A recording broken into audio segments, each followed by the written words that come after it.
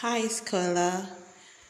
You're welcome to another exciting class.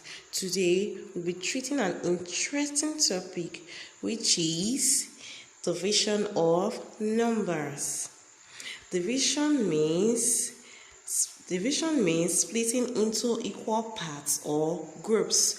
When you share things in equal parts, it means you are dividing. You probably use division in your day-to-day life, even if you don't realize it. There are three different ways to write down division that you might see in your maths book. Don't get confused, all of them mean the same thing. The first one is the first way, which is 12 divided by 3 equal 4. You also get the same answer, 12/3 equal 4. Or the third one, they all mean the same thing. These are the three ways we are going to be writing our division. When you see, they don't get confused. The division symbol is given as this or this. So these are the symbols we use to represent division. Division has special names. There are three special names we call division. The first one is the dividend. The first one is the dividend. The dividend is the number that is being divided. So 8 here is the dividend. The second one is the divisor. 4 is the divisor. And divisor is the number that the dividend is, the number that the dividend is divided by is called the divisor. So 4 here is our divisor. And the third one is the quotient. The quotient is the result of the division. That's the answer you get after dividing. It's called the quotient. Division is repeated subtraction. Just the way multiplication was repeated addition, division is repeated subtraction. Let's take a look at an example. Share 9 pencils equally among 3 girls. Share 9 pencils equally among 3 girls. These are the 3 girls here. We're going to be calling them Gabriela, Helena, and Emanuela. These are the names we're going to be calling them. So we're going to share 9 pencils between Gabriela, Helena, and Emanuela. So we're going to be giving 1 pencil each to them till the 9 pencils get exhausted. So we're giving 1 pencil to Gabriela, 1 pencil to Helena, and 1 pencil to Emanuela. How many pencils are here in total? 3 pencils. We have given out 3 pencils out of the 9 pencils we are giving. So how many pencils will now be left with us after giving out 3 pencils? We are left with 6 pencils.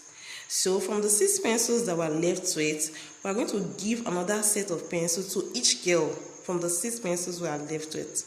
So let's give them another set of pencils. Here, these are the second set of pencils we are giving them. So Emanuela now has 2 pencils, Helena has 2 pencils, and Helita has 2 pencils. So each of them has 2 pencils, and we have given out 6 pencils to them. So from the 6 pencils that was left with us, we have given out another 3 pencils. So how many pencils will now be left with us? Let's see. 3 pencils. 3 pencils will be left with us from the 6 pencils that we gave out to the girls. We gave out 3 pencils from the 6 pencils left with us. So 3 pencils will be left with us presently. So this 3 pencils that is left with us, we are going to give it out to the girls again.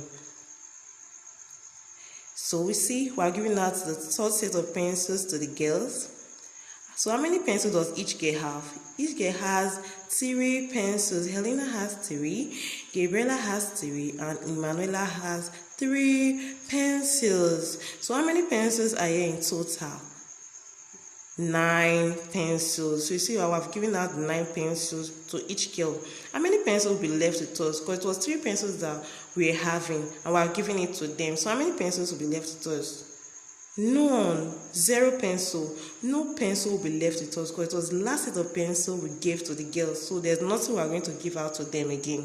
So we see that since each girl has 3 pencils, Emanuela has 3 pencils, Gabriela has 3 pencils, Edita has 3 pencils.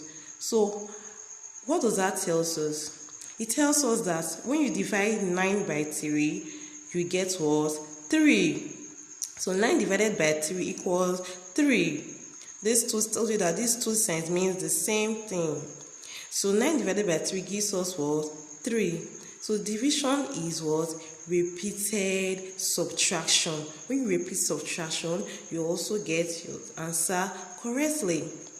Let's look at another example. 2 boys share 4 marbles. 1 boy gets dash marble. If 2 boys share 4 marbles, how many marbles will 1 boy get? So these 2 boys, we are going to represent them with 2 circles. 2 circles. I'm going to represent them with 2 circles. So one circle is for 1 boy and the other circle is for the other boy. So what we're going to do is we're going to divide 4 by 2.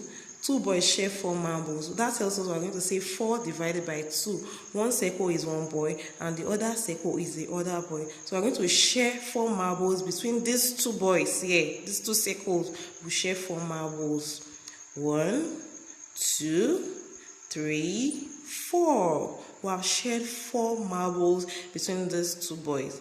How many marbles are in one circle? 2. 2 marbles are in one circle. The second circle, how many marbles are there? 2. So what does that tell us? It tells us that 4 divided by 2 gives us what? 2. So 1 boy gets 2 marbles. It's quite easy. Just share. Division is sharing equally. When you share equally, you allocate to the first, allocate to the second, allocate to the first again, allocate to the second, you get the same answer. You get your correct answer. So 14 divided by 2. Just the way we did at the first time. We are going to share it in how many places?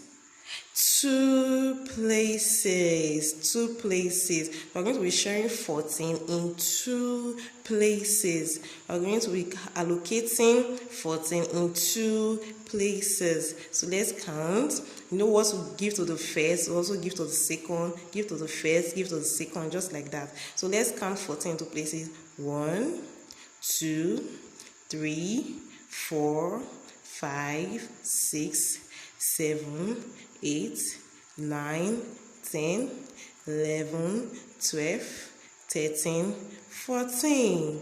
So you see that we have allocated the 14 in the 2 places. So how many does one circle have? 1, 2, 3, 4, 5, 6, 7. The second circle also have what? 1, 2, 3, 4, 5, 6, 7. So you see they are shared equally. What one circle we have, the second will also have. So you see that one circle has what? 7. And the other circle has what? 7. So what does that tell us? It tells us that when we divide 14 by 2, we get what? 7. Quite easy. Just learn to divide equally and you get your answer. Division is grouping. Let's see how we group in division. Put 6 oranges into groups of 2. Put 6 oranges into groups of 2. We are going to share 6 oranges in groups of 2. The first group, we are going to be putting 2 oranges. Second group, 2 oranges, just like that. So we get to 6 oranges. Here, this is our first group. In our first group, we have 2 red oranges in our first group. These 2 oranges are not up to 6. In our second group, we also have 2 oranges. In total, we have how many oranges? 1, 2, 3, 4. And they said we should share 6 oranges. Since we have 4 oranges, we are going to be sharing on that 2 group again. Here, how many oranges do we have now? 1, 2, 3, 4, 5, 6. We have 6 oranges already, so we're not going to be sharing in another group again because it was 6 oranges we were asked to share in 2 groups. So how many groups do we have now? 1, 2, 3. We have 3 groups.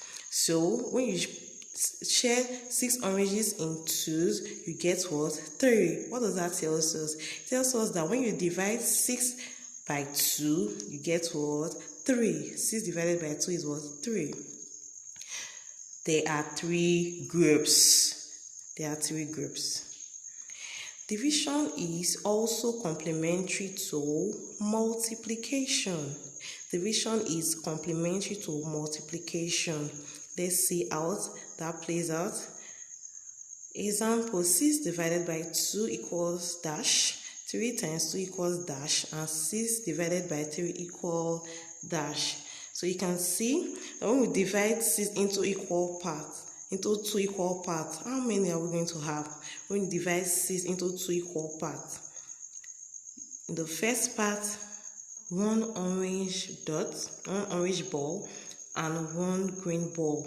That's the first two parts. The second part, we have another orange ball and another green ball.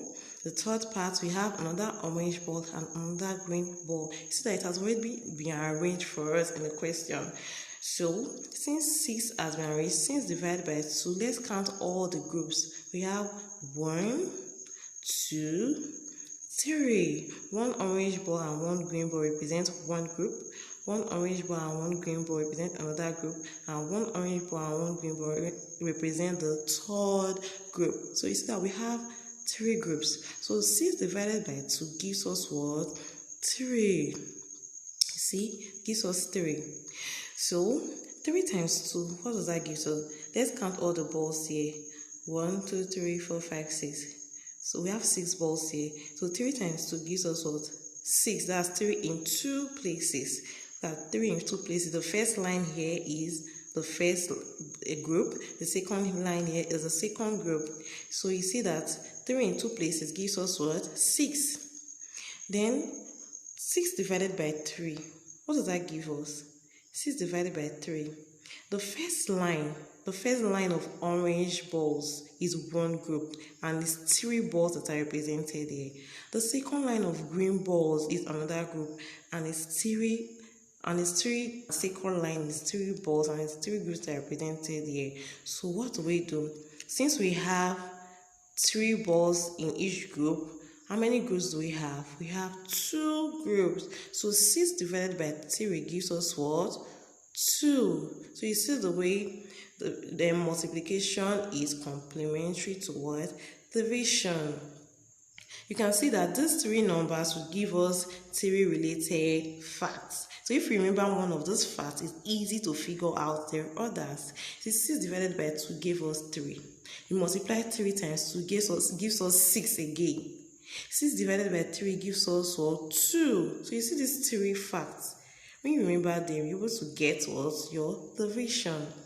So see that multiplication is complementary toward division. So till I come your way next time, always remain the superstar you are. Bye for now.